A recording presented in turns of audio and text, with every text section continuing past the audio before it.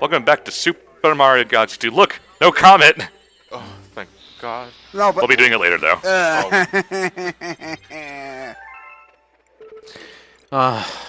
Fuck. What's the point of that little corner piece to the Luma if there's nothing there? They're trying to make it look longer than it really is. That's why they have all those star barriers. You guys grinded starbits in the rolling ball galaxy, not the one where you're Rock Mario, right? Yeah. Yeah. Yeah, Fastest place this to is go. this is probably one of the only places in the game where you actually have to grind these goddamn things. Which is really kind of annoying because in Galaxy 1, you generally had enough starbits to go around. You never had to grind them. As long as you were making a point to pick them up whenever you got the chance to get a bunch of them. Yeah, but Ryan hasn't been slacking on starbits, and he seems to be, and he's still. He still had to way go under. get. He still had to go get 200, and he only didn't have to grind because he had a bank from previous playthroughs chock full of the things. And he still needs to fill that up to get the Master Galaxy. Yeah, that's the most egregious one, I think, is having to grind all the way to 9999 starbits in order to get Grandmaster. Yeah, but you know the thing about that is he won't have a problem with that in this playthrough because by the time he gets all the green stars, he'll have more than enough. Woo! Wicked wall But it is such a weird unlock mechanic. Just max out your start. Yeah, it's not necessarily something you'd figure out on your own. Look, no, I was gonna say look a new level, but this actually looks remarkably similar to a section of level from the Boo Mansion Galaxy in Galaxy 1, now that I'm thinking about it. This is another one of those waggle to spin and switch the blue and red platforms around levels, which I like this level. Yeah, Yeah, at least this one makes you think a little bit. yeah, a little bit. I honestly didn't remember that it existed before. It doesn't make you think that much. More than other Mario games. Nah, little I'll contest timing that. here. There's some. Honestly, this feels more parkour than anything Sonic Lost World's parkour system ever did. That game still Parkour sucks, through, by the way. parkour through telepathy. Well, no, like Telekinesis. the jumping through the things and then doing all of your Yeah. wall But jump. Sonic can't make platforms appear at will. Yeah, they could have a level. They could have a level where platforms go in and out. I'm just saying that being able to run on a wall is something that Sonic could do without fancy schmancy parkour abilities in other games. So why does it need to be a dumb, awkward, stupid mechanic that sucks? Because people say, "Oh, Sonic Lost World isn't that bad because Sonic Boom is so much worse." You know, Sonic Boom's quality does not have anything to do with Lost World's quality. Got it? So Yeah, both I mean, can suck. I get into that mentality all the time. Just because I say one's worse than the other doesn't mean the other one's good. Yeah. So No, it just means they're both bad. yeah. What happens? The spikes weren't instant kill, right? I'm thinking of something. No. No, you're wait. Spikes were instant kill in Sunshine. Yes. Yeah, they were instant kill. Oh, okay. Oh, there's the a ones green in star Corona up Mountain. there. Yeah, I didn't get this one the first time. I didn't immediately have to backtrack here. Oh, okay. You know, spikes being instant kill are is one of the stupidest Nope. video That games. homing stomp saved your life. Yeah. Yeah. Why spikes instant kill? It just doesn't make any sense why spikes is more deadly than like lava or Because you're getting skewered. yeah, but still, like lava, you're getting incinerated alive. Okay. There's a reason why it's a fatality in Mortal Kombat. Then. Yeah, okay, but this is not Mortal Kombat. This is a fantastical realm, and if you're a robot, I don't understand why pits of acid can only have you take like chip damage, whereas spikes, oh no, you so much as touch the side of a spike, you explode. Okay, whatever. Isn't Mega Man made of metal? Shouldn't he be able to walk on spikes no problem? Yeah, like Well, I mean, the side of spikes at least. yeah, it's like spikes damaging you, sure, but instant death, I call bull on that. But they pierced your soul at a subatomic level. If they were soul piercing spikes, then sure, but they're not. They're normal spikes. Back to superhero show. No, come on, tangents. go the other way. Come on.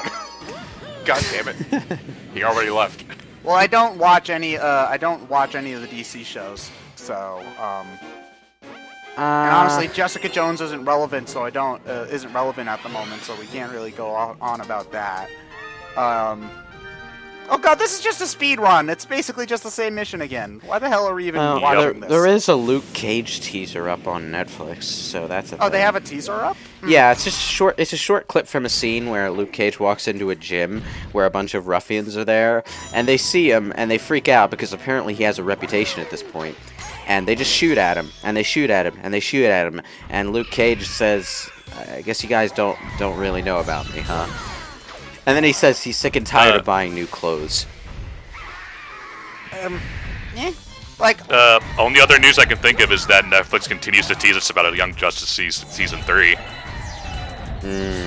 Well, they took the publishing rights for that? They're willing to fund it if it gets enough views. Oh. Yeah. Oh, Young Justice like is up that on idea. Netflix, so they would be able to. I don't watch the show, but I'm down with the idea of a streaming service taking up the mantle. Well, it would be kind of honestly, I like think- it would be kind of like the compromise that Nickelodeon did with Legend of Korra, where they decided to just start airing the additional seasons online only. it's, you know what, it's, here's the thing, like, honestly, I'm wondering how much longer the traditional TV model is going to last. Not much longer. Yeah, well, by not much longer, do you mean 5 years, 10 years, or 15 years? Well, Probably no more than 10 Well, years. there really. is there is a fundamental advantage to television as a service, and it has to do with usage. When you've got a television service, you've got one thing connected to everybody's house that's using it, that's dedicated specifically to nothing but television, and it's not clogging up the internet. It's not something that everyone needs to stop using because it's Well, it's eventually it will bottleneck clog up hour. the internet with smart TVs becoming standard. Yeah, Smart TVs are just streaming devices, so that's not. But they're clogging up the Yeah, router. but that- no different than a laptop or tablet. Yeah, but they're also not. They're not clogging. They're not. Are they connected to actual television, or are they just connected to a streaming? Well, I think if you're watching like a sports game, I'm pretty sure that it's not going to be using the internet. If you put on Netflix, then it will start using the internet. Sports are literally the only thing keeping TV alive right now. What are you talking about? I'm really excited for the next season of Grey's Anatomy. Yeah. Well, the thing is that the thing is that video streaming and on-demand video, they all use they all use the internet, and the internet, depending on what state you're in, can get pretty goddamn slow, especially at congestion hours, depending on Yeah, how I many think people are they- using it. Yeah, I honestly like a lot of there's been reports that a lot of the slowdown with internet is really made artificial. That just needs to stop.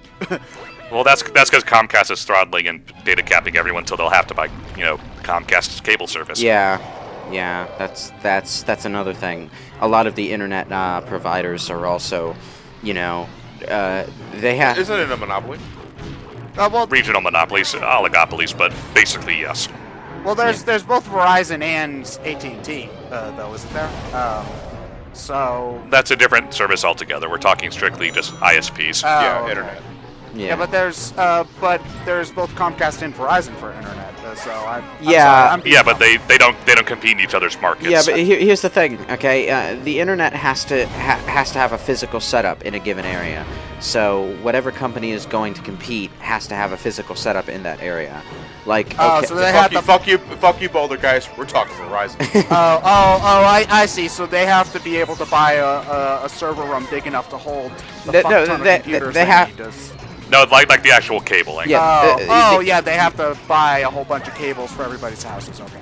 Yeah. I'm sorry. I'm dumb about infrastructure. Yeah, so like you might be getting plenty of Verizon Fios commercials in your area, but that doesn't necessarily mean they have Verizon Fios set up in your area. Yeah. So yeah, I'm stuck with Comcast. Could you tell? Game theory: Bouldergeist is Rayman's long lost brother. No. I'm just glad I live in Atlanta where we have Google Chrome coming.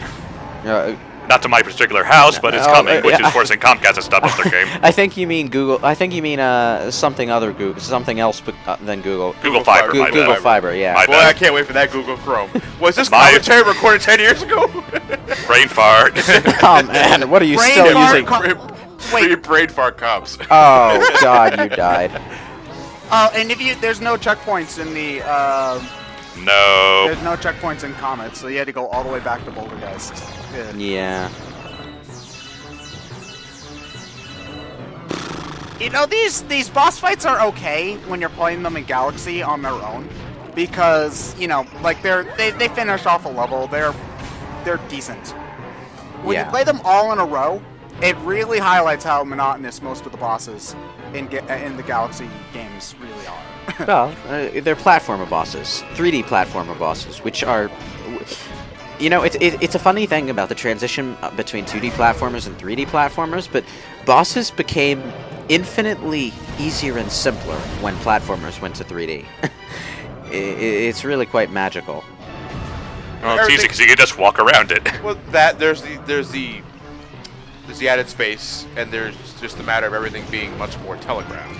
Yeah, and that's. You couldn't. I'm trying to think. I mean, God. I think part of it is the change in gameplay style, because platformers in the N64 days, at the very least, shifted away from how they were in Super Mario World to more like Super Mario 64, where you know it's more about exploration than about platforming skill. So the gameplay became naturally slower paced, and the boss fights followed suit. So really, it's only and people followed the Mario 64 formula for game design for a long time after that game came out. So it's really only nowadays where we're getting more platformers with a much more linear and fast-paced bent to it. So I think we just need bosses to follow suit, which is probably gonna. I mean, I'm sure there are gonna be people who will bring up plenty of hard 3D platformer bosses from games we've never played / heard of, but. Well, there are those outliers, but you know what? That particular question of gaming evolution doesn't even apply to Mario, because let's be frank, in the 2D Mario games, the bosses were always pathetic too. What about that Hammer Brother, man? It's pretty tough. Yeah, the Hammer Brother before Bowser and Mario 1 is the true final boss. Ah, man. Are we done with Boss Blitz Galaxy? Not until he grabs that goddamn star. Oh, come on, you couldn't even do that the first time! God damn it!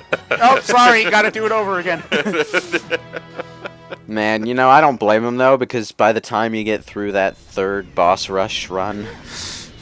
Jesus. I forget, for Boss Blitz, there's like one of the green stars is at the very beginning of the level, one of them's at like the very end, is it? Yeah. So you have to go through that whole thing all over again. Fuck this. This game is stupid. Let's play Mario Galaxy 1 again. On the subject of Comcast, though, going back to that tangent, I just remembered something about them that pissed me off. And no, I'm not saying this as a joke. I'm not sure if they went ahead with this plan, but apparently, for people who already had signed up for, you know, their usual unlimited data packages for the internet, they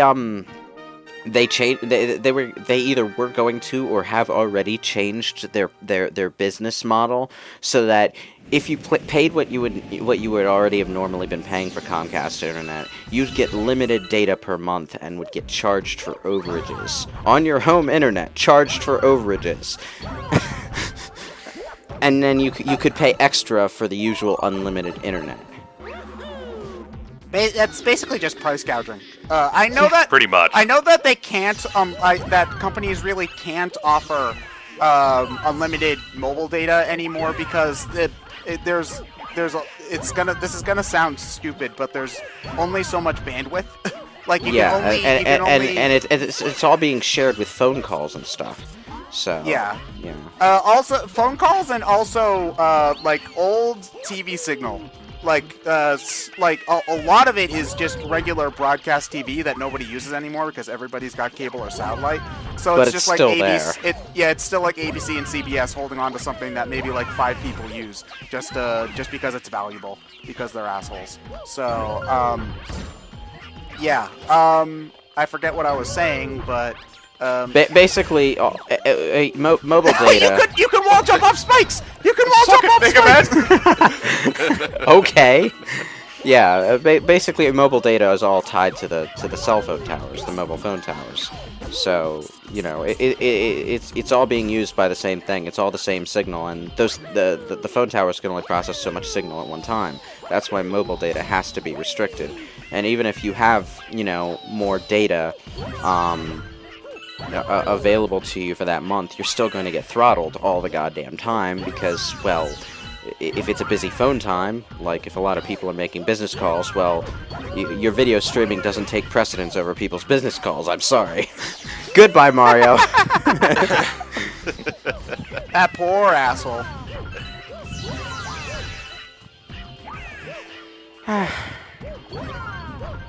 So, anyone got another tangent? We're almost done with the video. You could have just cut to the last part of that wall jumping. Not judging, just saying. Alright, so next time we do Mario Galaxy 2, Ted, speedrun hype. Nah, I'm good. I'll just play Man, Galaxy 1 instead. we're still on the gold stars. What's it gonna be like when we get to the green stars? Nope, we're done with the gold stars now. Oh, right. Oh, fuck. Pressure's on. See? 120. Which would be the normal end for any other 3D Mario game, except That's Galaxy 1. It's such a random end, though. Like, ignoring the green stars, like, if you... here's the thing. If you're playing the game and you don't want to bother with the green stars because they suck, let's just be real here. And you end the game on this on this note on that random Shadow Mario mission, which is just kind of bizarre. I mean, granted, this is probably for replaying the game, so if you're doing that, you might as well just load up Grandmaster on your other file and play that and skip all of the green stars. But God.